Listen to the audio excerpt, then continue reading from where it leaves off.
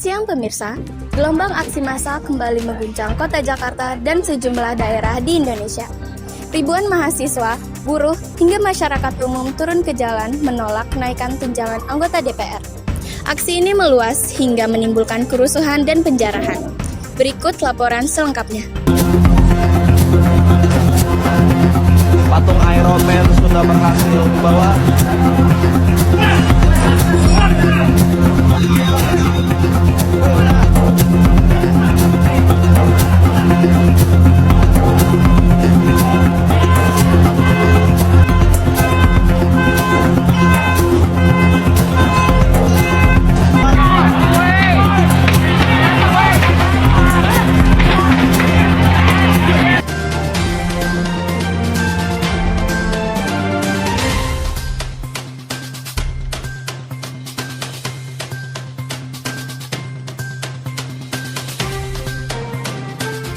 Sejak 25 Agustus, ribuan massa memenuhi kawasan gedung DPR MPR RI Senayan, Jakarta.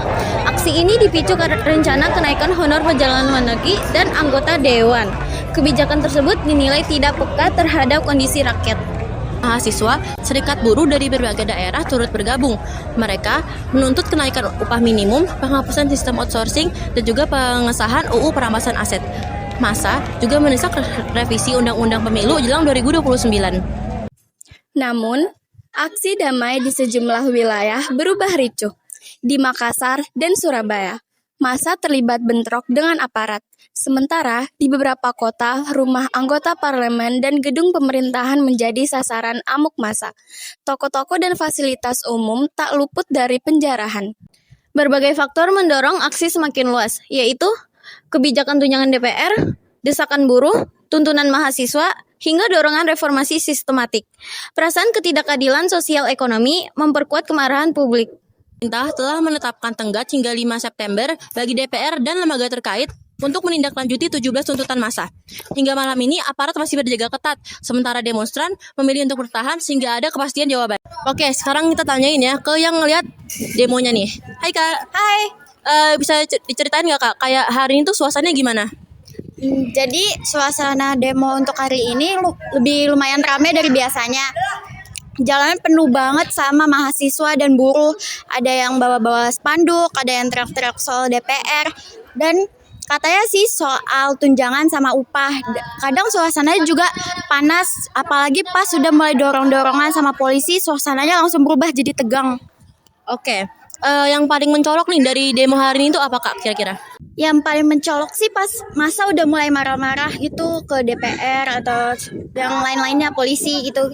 Jadi sampai ada toko yang dijarah dan pintunya jebol gitu. Yang awalnya mereka damai aja tiba-tiba jadi chaos banget gitu loh.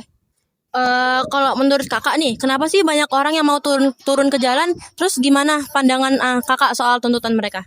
Kalau saya lihat sih Kak, banyak orang-orang yang udah jengkel, jadi langsung banyak yang turun ke lapangan gitu loh. Terus katanya juga DPR mau nambah tunjangan, padahal rakyatnya masih susah, dan buruh juga banyak yang minta upah yang layak gitu.